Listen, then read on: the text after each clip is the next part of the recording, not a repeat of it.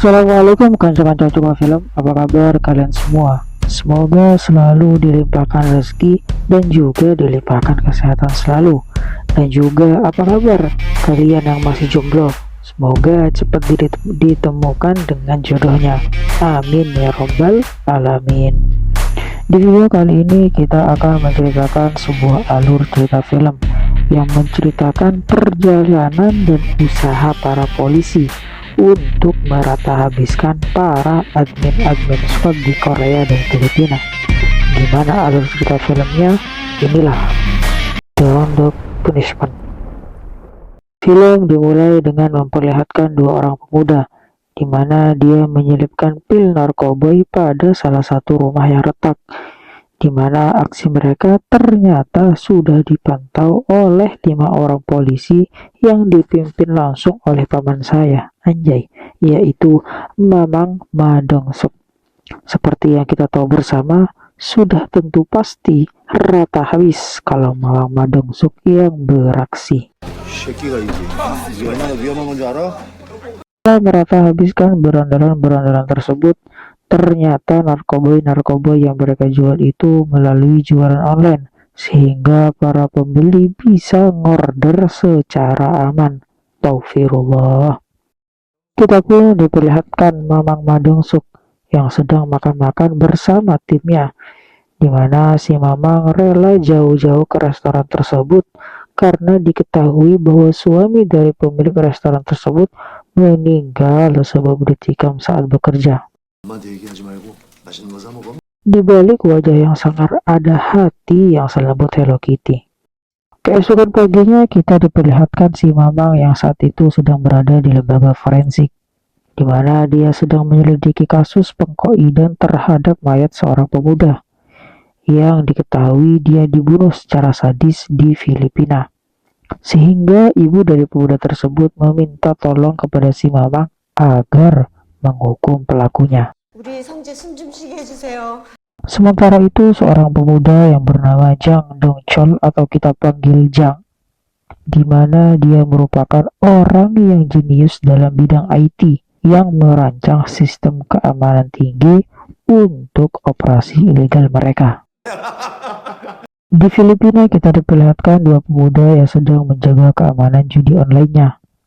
Dan diketahui bahwa ada tempat judi online yang lain selain mereka, sehingga bos mereka yang bernama Baek memerintahkan mereka semua untuk menggusur habis judi online tersebut. Diketahui bahwa nama mayat pemuda tersebut adalah Cho, di mana penyebab dia koid karena dia mencadangkan data-data dari tempat perjudian milik Baek di Filipina. Mamang Madongsuk pun berusaha untuk meyakinkan kaptennya bahwa dia bisa menyelesaikan kasus tersebut, namun si kapten bilang bahwa tangan seperti si Mamang pantasnya ngebugem kriminal, bukan malah menari di atas keyboard. Baik akhirnya menelpon Jang dan mengabarkan bahwa dia sudah merata habiskan bisnis judul saingannya di Filipina. Dan si Jang juga mengabarkan jika Baik bisa menambahkan 100.000 personil lagi, maka bagiannya akan dinaikkan jadi 10%. Di lain tempat, tim dari si Mamang akhirnya mendatangkan dua polisi yang memang ahli terhadap urusan cyber, di mana mereka berdua bernama Han Jisoo dan Gang Namsu. Mereka berdua pun akhirnya membantu dan menyarankan agar mencari tahu siapa pemilik dari situs judi online tersebut. Metode yang mereka gunakan dalam investigasi kasus tersebut adalah berpartisipasi dan mengikuti permainan judi tersebut. Namun, karena low budget, akhirnya si Mamang Madongsuk pun membegal para pebisnis ilegal yang saat itu sedang cekcok wilayah. Sementara itu, di Filipina, Baik menelpon Jang dan mengabarkan bahwa dia sudah mendapatkan barangnya. Dan Baik pun berucap bahwa si Jang belum membayar apa yang sudah dijanjikan padanya. Namun, respon dari si Jang adalah mematikan teleponnya, sehingga Baik pun merasa jengkel dan marah. Baik pun berucap pada bawahannya, 한국 들어가자. Si Mamang pun menelepon dua berandalan pebisnis ilegal tersebut agar segera memberitahu orang yang pernah menjalankan bisnis judul online. Dan berandalan itu menjawab bahwa ada seorang pria yang pernah mengelola bisnis judul online, namun gagal, di mana pria tersebut ternyata mantan kriminal ecek-kecek yang dulunya ditangani oleh si Mamang. Dan nama kriminal tersebut adalah si Rambut Panjang. 예, 갑니다. 굿집. Sesampainya di kantor polisi, si Rambut Panjang menjelaskan bahwa tempat-tempat judul online tersebut biasanya beroperasi di negara Filipina. Dan dia pun membantu si Mamang dengan memberikan info agen dari judul online itu. 삼성동. 삼성동. Samping itu, Baik sudah sampai di Korea, di mana saat itu dia berpas-pasan dengan si Mamang di bandara. Dan di samping itu juga si Mamang lagi berusaha untuk menangkap agen judul online Filipina tersebut. Baik pun sampai di rumah Jang, di mana dia di sana ingin memperingatkan Jang bahwa dia jangan sekali-kali mempermainkannya. Dan Jang pun meminta tolong agar menemani Pak Ko menghadapi penilai mereka. Dan sebagai imbalannya, Baik akan mendapatkan saham kasino dan juga adminnya. 너 그 말은 꼭 지켜야 돼. Sedangkan di kantor polisi, si agen sedang diinterogasi agar dia mau memberitahukan lokasi tepatnya judul di Filipina. Namun, si agen enggan memberitahu karena dia takut dikoit. Dan si agen pun malah meminta seorang pengacara. 저 변호사 부르겠습니다. Di lain tempat kita diperlihatkan Pak Ko yang sedang berusaha menyogok penilai mereka. Namun karena penilainya taat agama, sogokan tersebut pun ditolak mentah-mentah. Dan akhirnya Baik pun mulai mengambil alih dengan cara mengkoit Pak Ko untuk memberikan rasa takut, dan akhirnya penilai itu menerima. Keesokan paginya, kantor polisi pun dibuat gaduh dengan datangnya banyak kurir makanan, di mana para polisi di situ tidak ada yang memesan makanan, dan ternyata hal tersebut merupakan sebuah rencana Baik agar bisa mengkoit agen judulnya yang tertangkap polisi. Sementara itu, si Mamang Madongsuk sedang menginvestigasi jasad dari Ko, di mana jasad tersebut ditemukan pada kontainer milik Yuseong Apparel, dan mereka pun mulai berspekulasi bahwa jasad tersebut pasti ada kaitannya dengan kasus judul yang sedang ia tangani. Jang yang saat itu sedang membeli mobil tiba-tiba ditelepon Baik, di mana Baik sudah mengetahui rencana Jang, yaitu menjadikan Baik sebagai kambing hitamnya.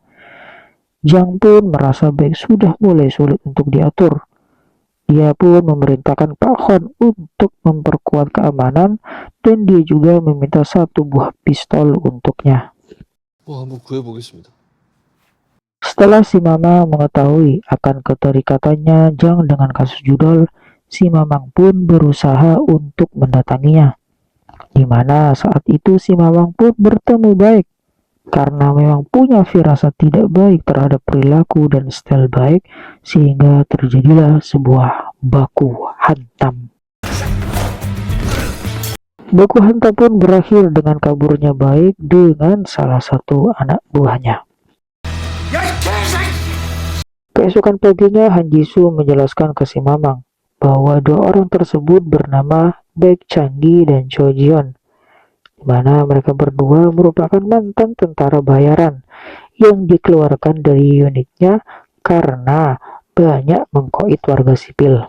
장 대표가 황제 카지노 개발자일 수도. Kapten dan si Mamang pun dipanggil oleh atasannya, di mana mereka berdua kena sembur omelannya. 이 정도 날리면 다른 데서. Di lain tempat, kita diperlihatkan Jang yang sedang memerintahkan Pak Kon untuk mengkoit Baik. 위치 파악 됐다면서 빨리 내 앞에다 갖다 놔요. Sehingga karena hal itu terjadilah sebuah baku hantam antara Baik dan anak buahnya Pak Kon. Namun, karena Baik ahli dalam bertarung, dia pun menang.